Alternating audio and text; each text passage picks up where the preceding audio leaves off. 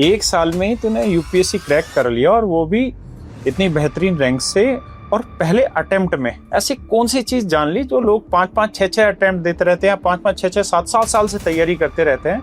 सबसे बड़ी बात जो मैंने समझी वो सिटिंग विद माई सेल्फ और खुद को जानना, खुद की कैपेबिलिटीज को एक तरह से जो स्वॉट एनालिसिस हम कहते हैं वो करा मैंने बैठकर। एक अगर आप तैयारी जब आपने स्टार्ट करने की सोची होगी तो क्या आपने सबसे पहले सोचा कि कहाँ से स्टार्ट करूँ मैं बेसिकली? तुम जैसे बच्चे जो 21-22 साल के बच्चे होते हैं, इतने मैच्योर भी नहीं होते हैं, लेकिन इंटरव्यू में कैसे बेटर परफॉर्म कर देते हो आप लोग? सोशल मीडिया है, यार दोस्त भी होंगे इस एज ग्रुप में, तो डिस्ट्रैक्शन हुआ क्यों नहीं? मेरे प्यारे बच्चों, आप सभी को नमस्कार। आपने हरियाणवी में एक कहावत सुनी होगी दंगल मूवी में कि छोरियां छोरों तो कम है के। आज आपको एक ऐसी छोरी से मिलवा रहा हूं जिसकी यूपीएससी में रैंक है 61 और हरियाणा पीसीएस में उसकी रैंक थी 31 और तो छोरी का नाम है आस्था सिंह। तो मेरे प्यारे बच्चों, आप सभी का भी स्वागत और बच्चे आपका भी स्वागत है। Thank you so much sir. एक ऐसी ब्रिलियंट स्टूडेंट जो मात्र 21 साल की एज में यूपीएससी एग्जाम क्लियर कर गई, ये अपने आप में बहुत बड़ी बात होती है इस एज में। और आप समझ सकते हैं जो बच्चा 21 साल की उम्र में यूपीएससी का एग्जाम क्लियर करता है उसके लिए अपॉर्चुनिटीज कितनी ज्यादा होती हैं और आखिरी के 10 साल वो किस किस पोस्ट पर रहेगा, ये आप अभी से सोच सकते हैं अगर आप यूपीएससी के बारे में थोड़ी बहुत भी जानकारी रखते हैं। तो आस्था, मेरा पहला सवाल तुझसे यही है कि इतनी छोटी उम्र में तूने पढ़ना कब से शुरू किया था यूपीएससी के लिए? सर मैंने प्रॉपर पढ़ाई तो यूपीएससी के लिए अपने ग्रेजुएशन के बाद ही शुरू की। 2023 जून में मैं ग्रेजुएट हुई। उसके बाद मैंने सिलेबस को अच्छे से जाना समझा एंड देन जुलाई से मैंने अपनी प्रॉपर प्रिपरेशन शुरू की। कौन सा जान लिया कि 1 साल में ही तूने यूपीएससी क्रैक कर लिया और वो भी इतनी बेहतरीन रैंक से और पहले अटेम्प्ट में है? ऐसी कौन सी चीज जान ली जो लोग 5-5, 6-6 अटेम्प्ट देते रहते हैं, 5-5, 6-6, 7-7 साल से तैयारी करते रहते हैं और कुछ ऐसे बच्चे होनहार निकल के आते हैं जो मतलब फर्स्ट अटेम्प्ट में यूपीएससी निकाल लेते हैं। तो मुझे ये बता कि कौन कौन सी ऐसी चीजें थी जो तुझे लगता है कि तेरे सिलेक्शन में उन चीजों का बहुत बड़ा रोल रहा और उनकी वजह से तेरा सिलेक्शन इतना जल्दी पॉसिबल हुआ?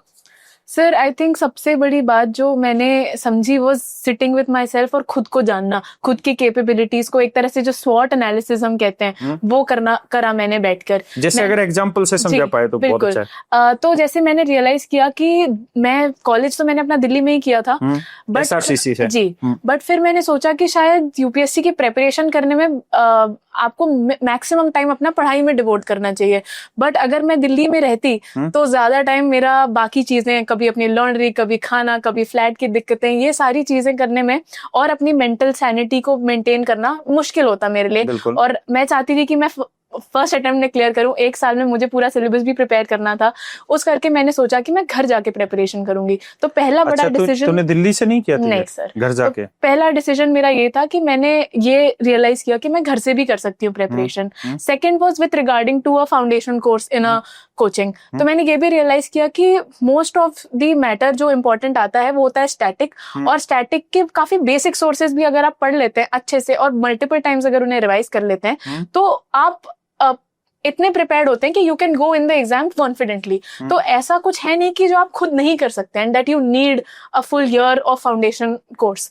ये भी मैंने रियलाइज किया कि मैं भी जल्दी सिलेबस को कवर कर पाऊं अपने हिसाब से सेल्फ स्टडी से करके। तो इसलिए मैंने वो डिसीजन भी लिया कि मैं ना करूं एक फाउंडेशन कोर्स। तो आई थिंक ये 2 प्राइमरी डिसीजंस थे जिसकी वजह से मैंने टाइम सेव किया थोड़ा अपना, और जिसकी वजह से मैं टाइम पे सिलेबस कर पाई और फर्स्ट अटेम्प्ट में अपना बेस्ट दे पाई। क्योंकि सच में मतलब समझना बड़ा मुश्किल होता है। हम एसएससी जैसे एग्जाम में या बैंकिंग जैसे एग्जाम में तो फिर भी 1% कह देते हैं कि बिना कोचिंग के आपका हो जाएगा, लेकिन यूपीएससी जिसका इतना बड़ा हवा बना हुआ है उसको बिना कोचिंग के क्लियर करना वो सच में बहुत बड़ी चीज है। लेकिन ये भी बात बिल्कुल ठीक है कि अगर आप 1 साल में उस एग्जाम की तैयारी कर रहे हैं तो आपने उसका सेल्फ एनालिसिस बहुत ज्यादा बार किया होगा जी। अच्छा, मुझे एक चीज ये बताना कि जब आप खुद पढ़ रहे थे तो देखो टीचर के पढ़ाने में और खुद पढ़ने में एक छोटा सा डिफरेंस जो मुझे नजर आता है वो ये कि टीचर को ये पता है कि पीछे एग्जाम में क्या क्या आ रहा है, क्या चीज पूछी जा सकती, क्या नहीं पूछी जा सकती, उसको ये सारे क्राइटेरिया पता होता है जी। लेकिन एज ए स्टूडेंट ये बहुत मुश्किल हो जाता है कि हम क्या पढ़ें और कौन सी चीज ना पढ़ें या कितना पढ़ें जी। वो तुमने डिसाइड कैसे किया? सर आई थिंक अगेन जैसे मैंने बात की कि एक सेल्फ एनालिसिस करना, खुद को पहचानना बहुत इंपॉर्टेंट है before you make any of this decisions regarding coaching या गाइडेंस या मेंटोरशिप। तो मेरे हिसाब से प्राइमरी जो मोटिव होता है कोचिंग्स का, that is to guide you, give you a direction, give you discipline. अगर आप वो चीजें खुद से कर सकते हो then may be you don't need it, but अगर आप अपने अंदर वो डिसिप्लिन नहीं ले पाते हो, आपको नहीं समझ आता कि मैं कहाँ पे बाउंड्री लाइन ड्रॉ करूं कि इतना पढ़ना है, ये सारी चीजें रेलिवेंट है या नहीं है, तो then you go for coachings, right. But मुझे ऐसे लगा कि PYQs देखकर, मेरे कुछ सीनियर थे जो दे रहे थे ये एग्जाम्स, प्रिपरेशन कर रहे थे कुछ टाइम से, ऑनलाइन इतनी सारी गाइडेंस अवेलेबल है जिसको मैंने यूटिलाइज किया, और मुझे लगा कि ठीक है, आई नो इनफ कि मैं ये डिसीजंस अपने लिए खुद ले सकती हूँ। तो ऐसे मैंने किया, तो मैंने बहुत ऑनलाइन रिसोर्सेज का यूटिलाइजेशन किया। आई टॉक टू सीनियर्स, मैंने उनसे गाइडेंस ली कि कौन से रिसोर्सेज मैं पढ़ सकती हूँ, कौन से फ्री रिसोर्सेज हैं जो मैं पढ़ सकती हूँ, या अफोर्डेबल जो भी ऐसे क्रैश कोर्सेज होते हैं, तो ये सब मैंने करा। और PYQs को देख देख कर मैंने अपनी एक तरह से बाउंड्री ड्रॉ करी कि ठीक है, ये रेलेवेंट है। अच्छा, मुझे एक चीज का जवाब दे कि तूने तो SRC से बच्चे ग्रेजुएशन किए, वहां तूने हिस्ट्री तो पढ़ी नहीं होगी, पॉलिटी तो तूने पढ़ी नहीं होगी, तो 3 साल तेरी जर्नी एक डिफरेंट डायरेक्शन में थी, और उसके बाद तुझे ये सब पढ़ना पड़ा, और वो भी तूने बिना कोचिंग के और घर पे बैठ के पढ़ा। तो मेरे 3 सवाल हैं तेरे से। पहला ये कि जिन सब्जेक्ट को तूने नहीं पढ़ा, उनको फर्स्ट टाइम पढ़ रही थी, तो उसको कैसे मैनेज कर रही थी पढ़ने के लिए, क्योंकि 11th-12th में भी आपने वो सब्जेक्ट नहीं पढ़े, उसका ग्रेजुएशन में नहीं पढ़े। दूसरा, आज के समय में बहुत बड़ी चीज हो जाती है कि घर पे बैठ के अकेले अपने आप को मोटिवेट रखना और कंसिस्टेंट रखना, वो बड़ा सवाल हो जाता है। तीसरा, हर एक बच्चा ये समझता है कि लाइब्रेरी में जाके पढ़ने से एक माहौल अच्छा मिलता है, कंपटीशन थोड़ा फील भी होता है, और वहाँ कंटिन्यूटी बन जाती है।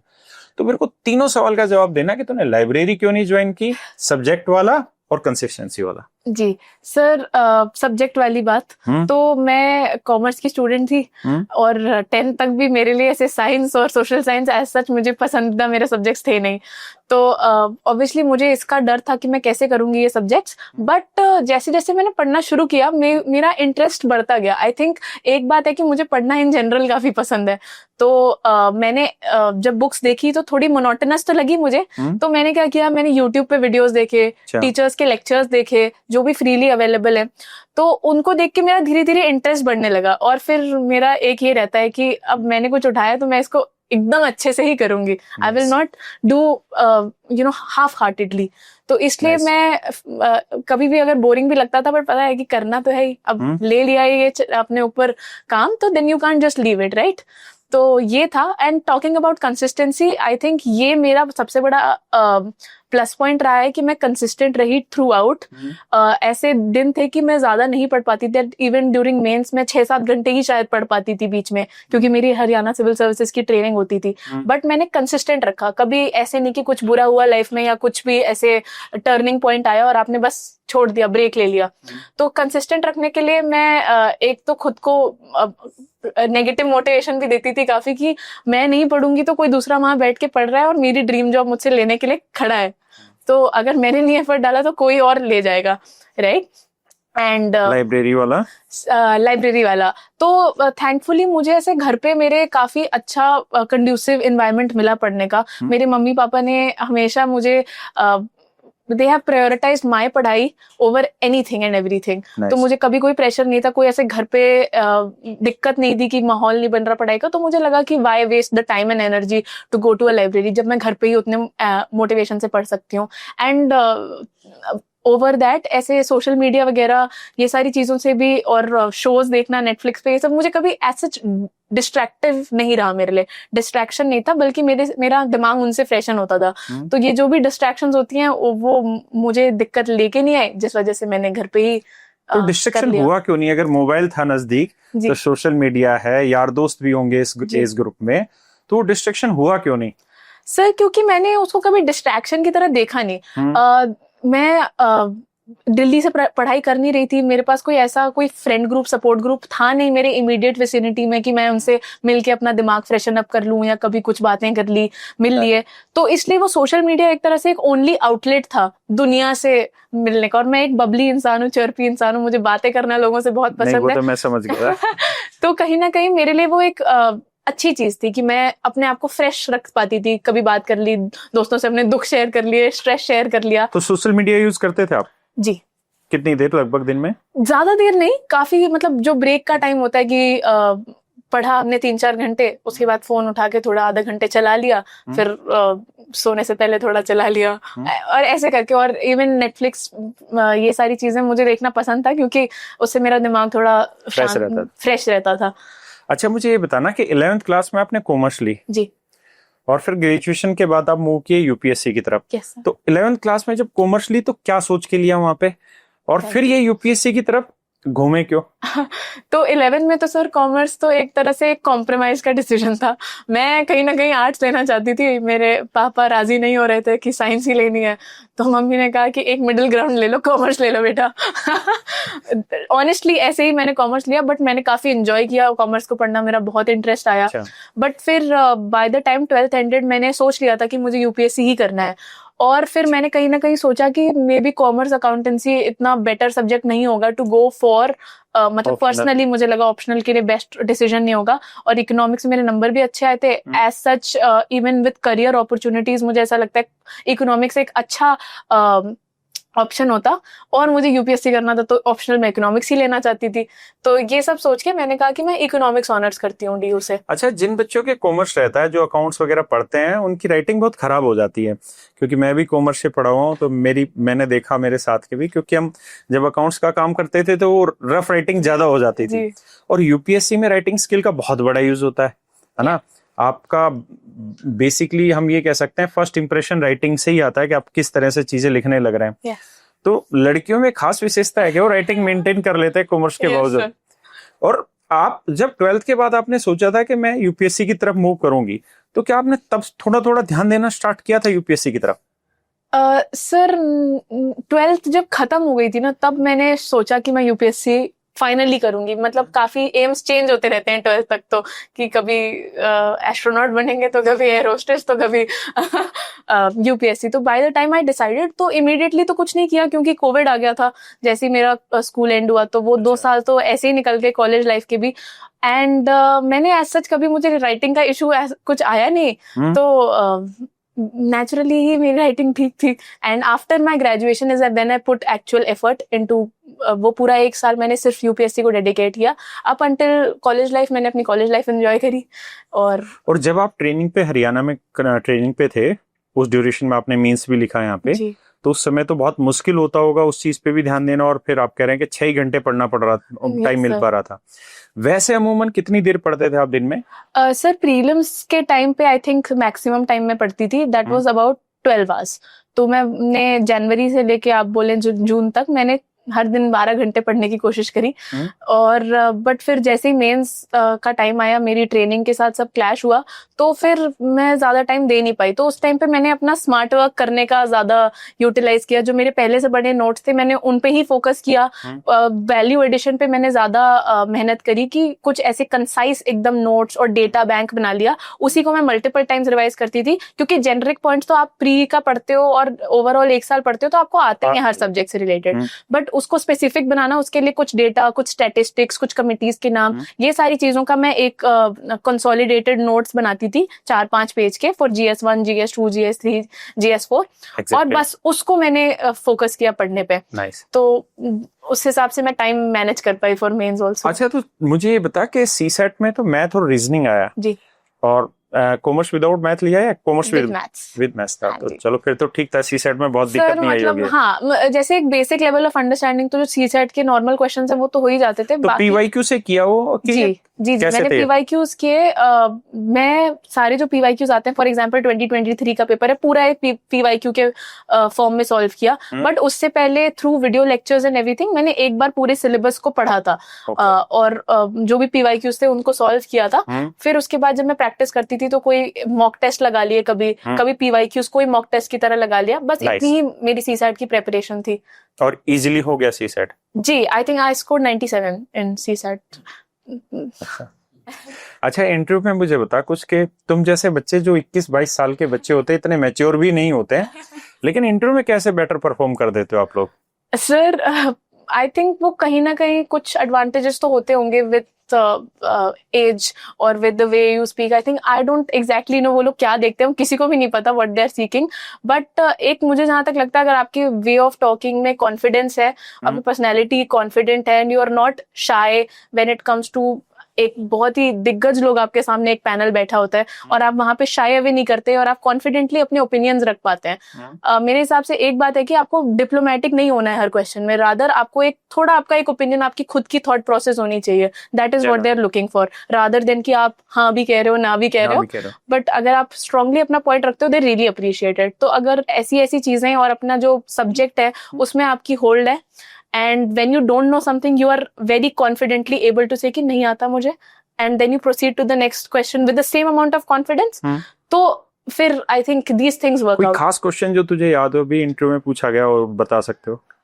एक क्वेश्चन था, explain inflation to a 5-year-old, क्योंकि मेरा इकोनॉमिक्स ऑप्शनल है। क्या फिर से explain inflation to a 5-year-old, 5 साल के बच्चे को। तो मैंने एक कैंडी के एग्जाम्पल से कहा कि पहले तुम्हारे पास 10 रुपए थे, उसमें तुम 10 कैंडीज खरीद पाते थे, आज उन्हीं 10 रुपयों में तुम 5 कैंडीज खरीद पा रहे हो।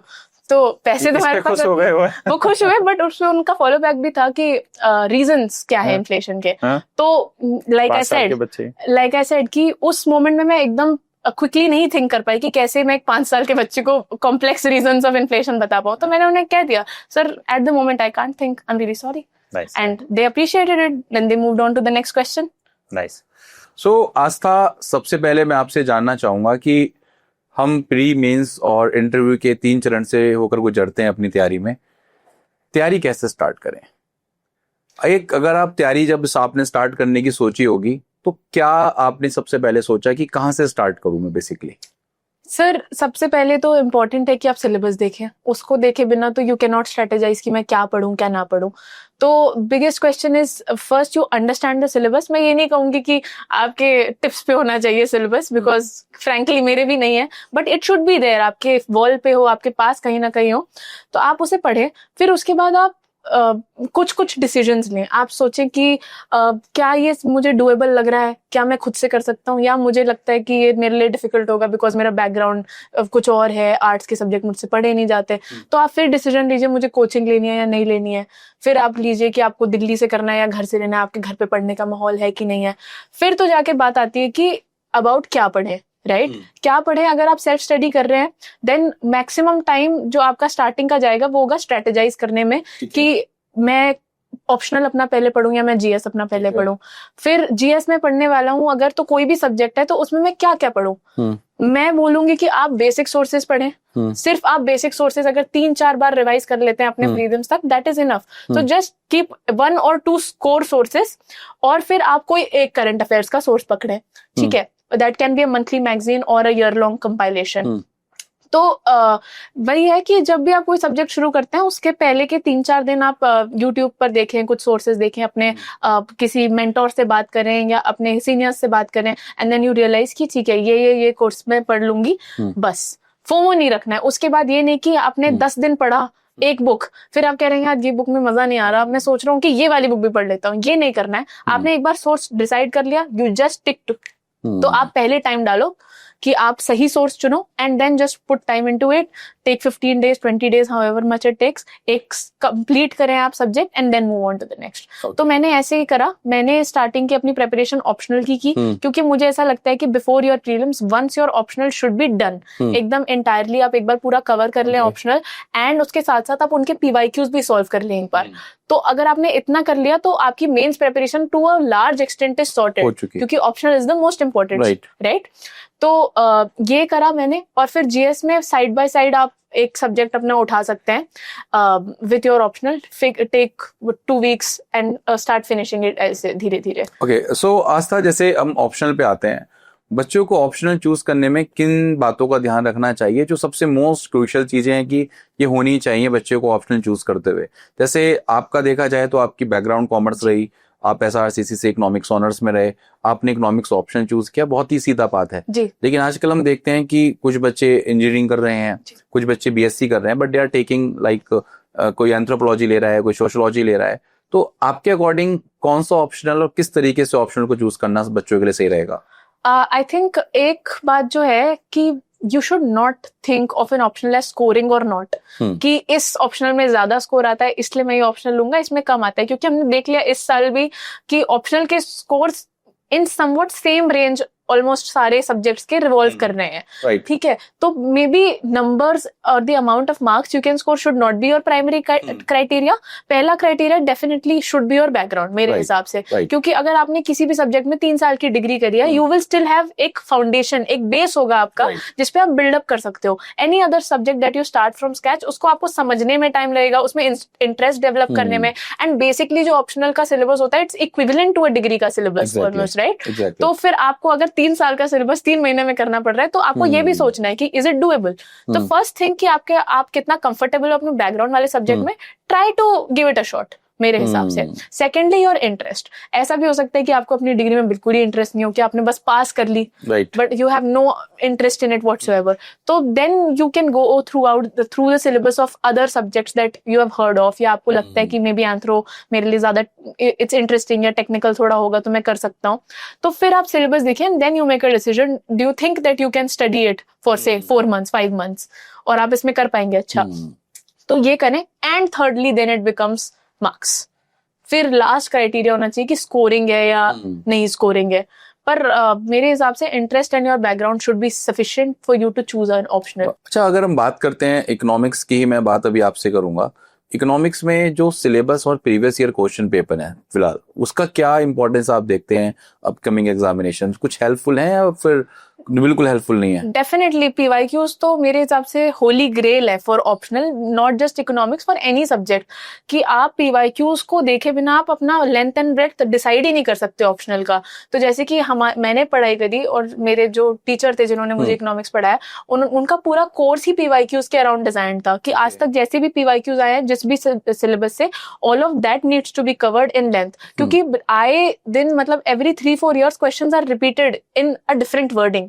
तो अगर आप पीवाईक्यूज को अच्छे से करते हैं और वो जो सारे टॉपिक्स उसमें उनको अच्छे से करते हैं, then for the most part your optional preparation is sorted. Okay, हाँ जी। अच्छा, अगर हम बात करें प्री, मेंस और इंटरव्यू की, तो आपको कौन सा फेज सबसे टफ लगता है तीनों में? सर डेफिनेटली प्रीलिम्स मेरे हिसाब से एक काफी ज्यादा अनसर्टेन स्टेज है। 1 marks here and there and you're in और आउट, राइट। तो वो है, and the thing is the way prelims is getting more and more unpredictable every year. जिस तरह के क्वेश्चंस के वर्डिंग, क्वेश्चन के टाइप्स, ऑप्शंस के टाइप्स, सब कुछ हर साल ही बदल रहा है ऑलमोस्ट।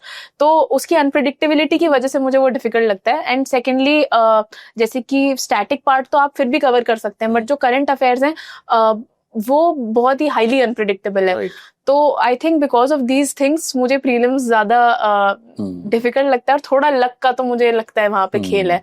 एंड मेंटल काम in the exam hall is what makes pre the most difficult part. साथियों, मेंटल काम की जहां तक बात है, ये बहुत बड़ा एक फैक्टर आपके प्रीलिम्स एग्जामिनेशन की प्रिपरेशन में होता है।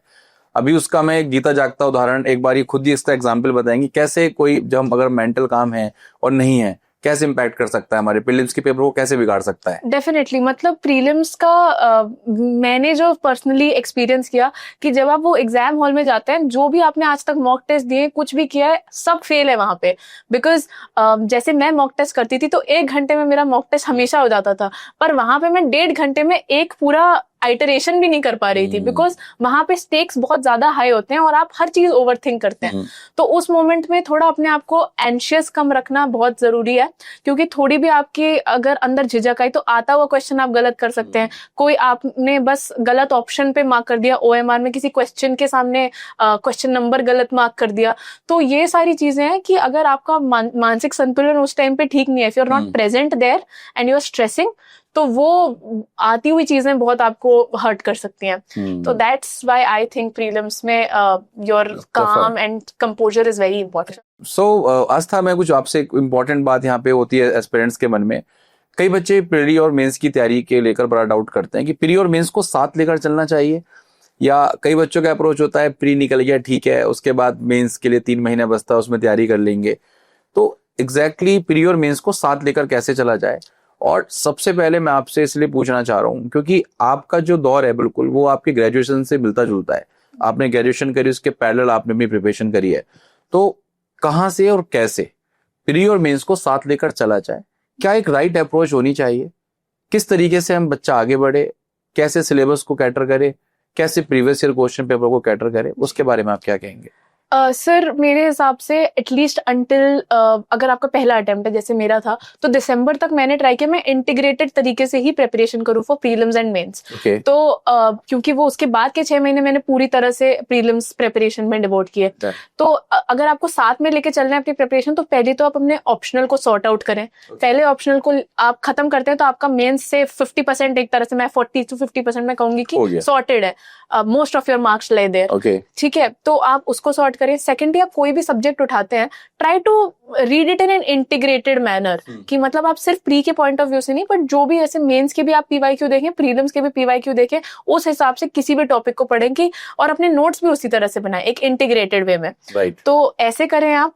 और पीवाईक्यू एनालिसिस मेरे हिसाब से बहुत इंपॉर्टेंट है before starting any subject, and even after completing a particular topic you should always look at PYQs, और आपसे कितने बन रहे हैं, कितना नहीं बन रहा। कोई पीवाईक्यू आपसे नहीं सॉल्व हो रहा, then you go back and read it again, उस टॉपिक को मोर इन डेप्थ। और जहां तक ये बात है कि हम प्रीलिम्स हो जाएगा और फिर मेंस के लिए करेंगे, आई थिंक प्री और मेंस के बीच का गैप कम होता जा रहा है बल्कि अब तो you can not finish everything in that amount of time, और आप रिवाइज भी नहीं कर पाओगे ये चीजें। तो आप ट्राई करें कि मैक्सिमम जब तक आप प्रीलिम्स की प्रिपरेशन फुल्ली होल हार्टेडली नहीं शुरू करते, फॉर से जिनके 2nd 3rd अटेम्प्ट हैं, वो तो फेब तक भी पढ़ सकते हैं फॉर देयर मेंस। तो आप ट्राई करें इंटीग्रेटेड वे में सारे नोट्स बनाएं, जो भी जीएस के सब्जेक्ट्स होते हैं ऑफ पेपर 1, पेपर 2, पेपर 3, उनको सॉर्ट आउट करें, अपने नोट्स बना के कंसोलिडेट कर लें, ताकि जब आपके प्री क्लियर हो then you can just look at your notes. आज हम देखते हैं ट्रेडिशनल जमाना है कि कोचिंग का, कि आप घर से दिल्ली आ रहे हैं, आप ओआरएन आ रहे हैं, मुखर्जी नगर आ रहे हैं, तैयारी कर रहे हैं अपनी, क्या ऑनलाइन कोचिंग आज बहुत फ्रूटफुल साबित हो पा रही, नहीं हो पा रही? Sir I think there are few institutes, at least मेरा जिनको मैंने देखा है या मैंने कहीं ना कहीं हेल्प ली है, जहाँ पे क्वालिटी मैटर मिल रहा है, डेफिनेटली इट हेल्प्स। और स्पेशली मेरे हिसाब से कॉस्ट के हिसाब से काफ़ी बेटर हो गया है एस्पिरेंट्स के लिए, क्योंकि रहने का खर्चा बचता है, आपका ट्रैवल का सब ये बचता है of staying in Delhi. So I think online coaching is definitely taking over, but वही है कि यू शुड नो कि कहाँ पे आप के लिए हेल्पफुल मैटर मिल रहा है। सो थोड़ा रिसर्च आपको अपने एंड पे ऑनलाइन भी करना है। तो मतलब बच्चा घर बैठ के आराम से ऑनलाइन प्रिपरेशन कर सकता है? बिल्कुल, मेरे हिसाब से 100%, not only paid but there are also a lot of free resources available on YouTube, on other websites, and coaching institutes also give out a lot of free material, जिनको आप refer करें, और दे आर क्वालिटी मटेरियल्स। तो थोड़ा आपको अपने and पे research करना पड़ेगा, एफर्ट डालना पड़ेगा। There is everything available online. तो आपको at this point in the world, I don't think हमें move करना from one corner of the country to another for preparation is necessary. Everything can be done from the comfort of. अच्छा, एक genuinely आस्था, एक मुझे बात आपसे जाननी है। ऐसे बहुत सारे बच्चे हैं जो नॉर्मल डिग्री कॉलेजेस से अपना ग्रेजुएशन कर रहे हैं, बहुत सारे ऐसे बच्चे हैं। कुछ ही बच्चे हैं जो अच्छे इंस्टीट्यूशन से, डीयू से पढ़ रहे हैं, जैसे आप एसआरसीसी से पढ़े। मान लीजिए कोई बच्चा नॉर्मल कॉलेज का है, कोई आप एसआरसीसी से पास आउट है, कुछ आपको डिफरेंस लगता है दोनों के बीच में? सर कुछ ऐसा फर्क जो प्रिपरेशन में आपकी मैटर करता हो? आई थिंक वो इनिशियल फेज में जो एक कॉन्फिडेंस होता है ना, वो आ जाता है आपको आपके एकेडमिक बैकग्राउंड से। मतलब जैसे कि मैं हमेशा से अपने स्कूल लाइफ से till college I was good in academics, तो वो कहीं ना कहीं मुझे कॉन्फिडेंस था कि I can do this, UPSC भी मैं कहीं ना कहीं कर सकती हूँ। एंड सेकेंडली एक फॉर एग्जांपल एसआरसीसी जैसे कॉलेज से होने का एक सेफ्टी बैकअप भी आपको कहीं ना कहीं लगता है कि सेफ्टी नेट, की if UPSC doesn't work out maybe I will find a good job, right? तो ये कुछ चीजें इनिशियली ही फेज में आपको कॉन्फिडेंस देती हैं कि आप इस प्रिपरेशन में अपने आप को फुल्ली डाल पाओ। But after a certain point when you 6 months into the preparation and फिर आप, मुझे लगता है सब एक पेडेस्टल पे आ जाते हैं, क्योंकि जिस तरह का सिलेबस है, जिस तरह की तपस्या की तैयारी है ये, आई थिंक कॉन्फिडेंस सबका गिर जाता है, चाहे वो कौन से भी लेवल से शुरू किया हो। तो I think it does not matter your college and everything, you should understand कि यूपीएससी एक है ही ऐसा एग्जाम कि कोई भी बैकग्राउंड से, कहीं भी कॉलेज से, किसी भी डिग्री में पढ़ा बच्चा कर सकता है उसे। It's a level playing field. So आप इस कॉन्फिडेंस से आए, don't worry about your past academic backgrounds, and it is अगर हम आस्था बात करें तैयारी को लेकर कि what is the right time for preparation, हमने 12th कर लिया, 12th पे आपके भी बहुत अच्छे मार्क्स रहे होंगे, तभी एसआरसीसी मिला। 12th के बाद फिर now you are in college, Right. तो ग्रेजुएशन के कौन से साल से हम प्रिपरेशन करना स्टार्ट करें, which will be the best year for us? क्या अच्छा साल हो सकता है, कौन से साल में तैयारी, मतलब साल का मतलब आई मीन टू से फर्स्ट ईयर, सेकंड ईयर हम ग्रेजुएशन की प्रिपरेशन करना स्टार्ट करें, आपके अकॉर्डिंग क्या बेस्ट लगता है आपको? सर मैंने पर्सनली तो अपनी प्रिपरेशन कॉलेज के बाद शुरू करी, क्योंकि मेरा कॉलेज कोविड में था mostly, and last year of college I wanted to enjoy and at least live that college life जो मैंने लूज करी थी। तो मैंने कॉलेज के बाद शुरू की preparation, but I think by the last year of college you can start thinking about your preparation. Lot of people go for coachings, तो कोचिंग आप अगर कर पाए कहीं ना कहीं या किसी वे में ऑनलाइन, या आप थोड़ा बहुत अगर सिलेबस से टच में आना शुरू कर दें ड्यूरिंग ग्रेजुएशन, हाँ जी, सिलेबस से अगर आप मे बी एक टच में आ जाएं, आपको पता चल जाए ये सिलेबस है, ये रिसोर्सेज हैं, यहाँ से पढ़ना है, थोड़ा बहुत आइडिया लेते रहें, इतना भी काफी है। क्योंकि मेरे हिसाब से पर्सनली अगर आप टारगेटेड रिसोर्सेज पढ़ते हैं ना, तो वो 1 साल ऑफ प्रिपरेशन भी इनफ होता है। इट्स नॉट लाइक आपको 3-4 साल पढ़ना ही है, राइट? तो अगर आप अपने रिसोर्स फिगर आउट कर लें, अपनी most of the peripheral decisions regarding पढ़ाई भी अगर थर्ड ईयर में करना शुरू कर दें, तो I think it's doable. You don't have to lose out on all your prime years of college इसको करते हुए। मतलब ग्रेजुएशन बच्चा अच्छे से करे ड्यूरिंग दिस बहुत टाइम होता है, और अमूमन मैं देखता हूँ टाइम है ही बच्चों के पास। एग्जैक्टली, बिल्कुल। वो पेपर से पहले ही पढ़ रहे हैं, सेमेस्टर से पहले पढ़ रहे हैं, Definitely. और उनके पास एम्पल ऑफ टाइम है कि वो आराम से सब कुछ कर सकते हैं, कैरी आउट कर सकते हैं। अच्छा, एक बात मैं आपसे और जानना चाहता हूँ कि जैसे बच्चे स्टेट पीसीएस का एग्जाम देते हैं, यू आर द एग्जाम्पल, आपने हरियाणा पीसीएस भी क्लियर किया है and you also got 31 rank there. तो क्या स्टेट पीसीएस की तैयारी यूपीएससी के साथ करनी सही रहेगी आपके अकॉर्डिंग? आप क्या मतलब एक जेन्युइन सजेशन क्या है बच्चों को लेकर आपका? मैंने तैयारी अलग से कुछ करी नहीं थी स्टेट पीसीएस की। मेरा फर्स्ट अटेम्प्ट था, तो मुझे सब कुछ ही स्क्रैच से करना पड़ रहा था यहाँ पे। तो मैंने सिर्फ यूपीएससी का सिलेबस मोस्टली पढ़ा, और हरियाणा से रिलेटेड जो कुछ चीजें थी वो मैंने क्लोजर टू द एग्जाम्स पढ़ी। फर्स्ट अटेम्प्ट में आई वुडेंट सजेस्ट कि आप ज्यादा स्टेट स्पेसिफिक अपना टारगेट रखें। आप यूपीएससी का ही अच्छे से मैटर करेंगे तो most of your state syllabus is also covered. For someone who has given a few attempts और अब वो चाहते हैं कि स्टेट के उसमें जाएं, तो भी बस मोस्टली आपकी यूपीएससी प्रिपरेशन ओवरलैप करेगी, एंड बस थोड़ा एफर्ट आप few weeks before your exam अगर स्टेट स्पेसिफिक चीजों, उसकी ज्योग्राफी, हिस्ट्री, कल्चर, ये सब पढ़ने में भी इन्वेस्ट करते हैं तो वो हो जाएगा। I don't think one can prepare UPSC with state PCS simultaneously you can do that. Yeah, I don't think it's an issue. ज्यादा अलग से आपको कोई एफर्ट करने की जरूरत नहीं है। हाँ जी। अच्छा आस्था, जहां तक सोशल मीडिया की बात, अभी राकेश सर ने भी सोशल मीडिया की बात करी थी आपसे, तो सोशल मीडिया एक बहुत बड़ा डिस्ट्रैक्शन भी है। कुछ बच्चे समझदार हैं, कुछ लोग समझदार हैं। आजकल मैं अपने पेरेंट्स को देखता हूँ, अब दूसरों के पेरेंट्स को भी देखता हूँ, दादा दादी को देखता हूँ, तो आजकल ये देखने को मिल रहा है सब सोशल मीडिया पे जो ये उंगली है ये चलती जा रही है। तो क्या आप भी ऐसी थे कि अगर आपको, जैसे आपने जैसे बोला कि मैं बोर हो जाती थी पहले, सोशल मीडिया का यूज किया करती थी, और दिस गुड थिंग कि भाई आप बोर हो रहे हो तो आप यूज कर रहे हो, बट उसमें आपका टाइम डिवोशन कितना था? क्या रील देखते रहते थे, क्या देखते थे सोशल मीडिया पे आप बेसिकली? मतलब फ्यू थिंग्स, जैसे मैं सोशल मीडिया एज सच बहुत ज्यादा तो नहीं चलाती थी। थोड़ा, मैं ऐसा नहीं कहूंगी मैंने कभी डीएक्टिवेट करके एकदम बंद कर दिया सब कुछ। For some time I did close to means, but other than that मैं थोड़ा बहुत चलाती थी। मुझे ऐसा था कि अगर मैंने फोन उठाया, मैंने इसे चला भी लिया आधे घंटे, मैंने रील्स देख भी ली, but the minute I keep it aside, मैं तुरंत पढ़ने बैठ सकती हूँ। मतलब मेरा ये नहीं था कि मेरे दिमाग में वो लिंगर करेगा और मैं उससे डिस्ट्रैक्ट होके अलग उसकी दुनिया में चल रही हूँ। That was never the problem with me personally, और मुझे ये पता था, तो इसलिए मेरे को उसको कभी अपनी लाइफ से डिलीट नहीं करना पड़ा, और मेरे लिए बर्डन नहीं था। But for some people it is difficult to manage social media with पढ़ाई और with their work, right?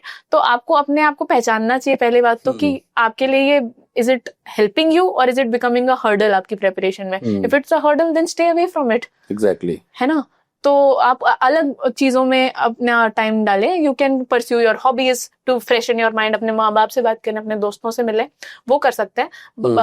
But हाँ, थोड़ा सा सेल्फ इंट्रोस्पेक्शन चाहिए, अपने आप को समझना बिफोर। अच्छा, जैसे सीरीज वगैरह आती है, मूवीज वगैरह आती है, देखने जाते थे आप इस बीच में प्रिपरेशन के ड्यूरेशन में? मूवीज वगैरह एज सच तो नहीं देखने जाती थी मैं ज्यादा। कभी एक आधा बार कोई ऐसी बहुत अच्छी मूवी आ गई, ओपेनहाइमर जैसे आई थी, तो वो मैं देखने गई थी। नेटफ्लिक्स आई वुड वॉच, मैं खाने के टाइम लंच डिनर अच्छा, मुझे चाहिए होता था। नोट कि आप रात में बैठ गए तो लेके बैठ गए ना ना ना, उसको बिंज वॉचिंग नहीं। सीरीज एंड, पढ़ाई एंड नहीं करनी बट सीरीज एंड करनी है बच्चों को आजकल। नहीं, ऐसा नहीं था। अच्छा, ऐसा टारगेट नहीं था।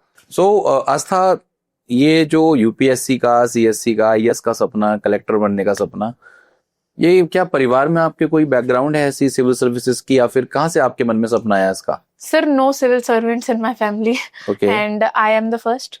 बट वो रहता है कि क्योंकि हम ईस्टर्न यूपी से हैं तो वहाँ पे एक एस्पिरेशन रहती है ऑलमोस्ट हर फैमिली में कि कलेक्टर बने। तो ऐसे ही मेरे दादाजी की भी एस्पिरेशन थी। May be looking at my personality, बचपन से ही मैं ऐसी ही हूँ।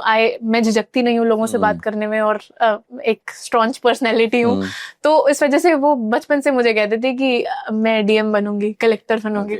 तो वो कहीं ना कहीं थोड़ा सा ऐसा लगता था कि हाँ ये भी है एक। बट द थिंग इज, मैंने उस बेसिस पे अपना डिसीजन नहीं बनाया। जैसे जैसे मैं बड़ी हुई, काफी अलग जगह भी मेरा दिमाग गया कि मैं दूसरा करियर परस्यू करूं।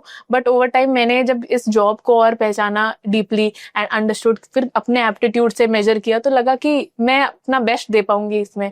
ये करियर फिर मैंने अपना उस तरह से चूज किया। अच्छा, 21 साल की एज में life before becoming an IAS और life after becoming an IAS, क्या लग रहा है आपको? क्या चेंज लग रहा है? आपके दोस्त, आपके रिलेटिव्स, क्या मायने आजकल? कैसा सबको लग रहा है, मतलब कैसा फील हो रहा है उनको भी और आपको भी? डेफिनेटली एक वो बात होती है ना कि ओवरनाइट आपकी लाइफ चेंज हो जाती है, वो हो गई है। बट द थिंग इज, मुझे एक पर्सनल लेवल पे इतना फील नहीं होता क्योंकि अगेन मेरे दोस्त वही हैं। मेरी लाइफ में जिस तरह की लाइफस्टाइल जीती हूँ वो आज भी वही है। All of these things are same. But मेरे माता पिता की लाइफ, मेरे खानदान में मेरे रिश्तेदारों की life, all of it I have seen changing. The status upgrade that I have seen instantly overnight, और उनके लिए जितनी बड़ी बात है उतनी शायद मेरे लिए अभी नहीं लगती। मुझे बस रिलीफ है कि मुझे एग्जाम वापस नहीं देना, बट उनके लिए एक कुछ नेक्स्ट लेवल लाइफस्टाइल का एक अनलॉक हो गया है। तो हाँ, I see everyone is very happy, everyone is great, everyone is very nice now. But हाँ, अभी 4 मैं आपसे पॉइंटर्स, बस छोटे छोटे पॉइंटर्स आपसे पूछूंगा, आप बस मुझे कुछ ही लाइन में आंसर करेंगे। बच्चों के लिए नोट्स मेकिंग कितनी जरूरी है? Notes making is important for some subjects, not for all subjects. जो भी आपके मेंस के सब्जेक्ट्स होते हैं, main specific, definitely make notes for that. Prelims के जो कोर सोर्सेज जिनमें लगते हैं, for example Laxmikanth for polity, कोई जरूरत नहीं है नोट्स बनाने की। Okay, like that. Okay, if we talk about time management, तो बच्चे को एक मतलब कंसिस्टेंटली कितना पढ़ना चाहिए, जरूरी है उसके लिए? It depends. अगर आप पूरे साल कंसिस्टेंटली पढ़ रहे हैं तो आप 8 आवर्स अगर पढ़ते हैं, I think that's good. Closer to the exam जैसे जैसे आप पहुंचते हैं वो आप 12 आवर्स भी कर सकते हैं उस चीज को। बट हाँ, एफर्ट लगेगा इतना। What about revision? रिवीजन कितना जरूरी है एस्पिरेंट्स की लाइफ में? At least 3 revisions before prelims for your core sources is important. और अपने करंट अफेयर्स को भी एटलीस्ट 3 बार रिवाइज करें। तो उससे अब वो होगा कितना कितना उसमें से आएगा, it's not in your control. But आपको कॉन्फिडेंस रहेगा जैसे आप एग्जाम हॉल में जाएंगे कि मैंने जितना अपने लिए रखा था पढ़ने के लिए वो मैंने रिवाइज कर लिया। So revision is extremely important. And what about balance study? As in balance study means pre mains और कितना पढ़ना है? मतलब बच्चों को आजकल क्या हो रहा है कि बच्चे पीएचडी करने की सोच लेते हैं। जैसे सपोज मुझे पॉलिटी बहुत पसंद है, ठीक है, तो बच्चे पता लगा पॉलिटी की 4-5 किताब लिया है, 4-5 बुक्स लिया है, उसमें पढ़ते जा रहे हैं। तो वो बैलेंस स्टडी का जो नेचर है, बच्चों को आप क्या सजेस्ट करेंगे उस रिगार्डिंग? मतलब it is a very common sensical बात कि मतलब अगर 10 सब्जेक्ट्स हैं, 8 सब्जेक्ट, जितने भी सब्जेक्ट्स हैं, सब कोई एक सब्जेक्ट का ज्यादा वेटेज नहीं है as compare to other. You need to know कि अगर आपको ये एग्जाम पास करना है तो आपको सब सब्जेक्ट्स में अच्छा होना है, आपको किसी में भी बहुत अच्छा या ज्ञाता नहीं होना है। So just keeping a control on your temptations of overdoing it is important. मतलब रियलिस्टिक होना जरूरी है इसमें। मतलब stick to your syllabus. Yes, stick to syllabus, just do as much as important. कोई जरूरत नहीं है एक्सट्रीम लेंथ्स में पहुंचने की। सो लास्ट में मैं अपने एस्पिरेंट से, हमारे जो कैरियर आईएएस पे बच्चे देख रहे हैं, हमें सुन रहे हैं, आपको सबको, आप उनसे क्या कहना चाहेंगे कि वो कैसे मोटिवेट हो आपसे? 2 लाइन 2 शब्द आप क्या लास्ट में कहना चाहेंगे हमारे एस्पिरेंट से? मैं बस ये कहना चाहूंगी कि this is not an easy preparation. I will not से कि बहुत आसान है कि 1 साल में ही हो जाएगा या 2 साल में ही हो जाएगा। But if you have made this decision then just don't get scared by it. आप ये ना सोचें कि ये तो अनडूएबल है, ये तो मैं कर ही नहीं सकता। If you have chosen this career for yourself then put every ounce of effort जो आप डाल सकते हो। बी कंसिस्टेंट, बी डिसिप्लिन्ड, क्योंकि if you are not working, then there's someone else working every day to take your dreams away from you. So just put in your entire self, believe in yourself. If anyone can do this, it's you. Okay, thank you. ये थी हमारे साथ आस्था सिंह, जिन्होंने UPSC CSC के हाल ही result में rank 61 हासिल करी और बहुत ही कम उम्र में, मात्र 21 साल की उम्र में इन्होंने सफलता को अर्जित किया। मैं आस्था, आपके आने वाले करियर के लिए आपको बेस्ट ऑफ लक कहना चाहूंगा कैरियर की टीम से, कि आप एडमिनिस्ट्रेशन में बहुत अच्छा परफॉर्म करें। और आई थिंक अगर सब कुछ सही रहा, और जहां तक हमारे सीनियर्स का मानना है, तो माइट बी ये एक दिन कैबिनेट सेक्रेटरी के पद पर जरूर विराजमान होंगी, ऐसा हमारा विश्वास है। Thank you. Thank you so much.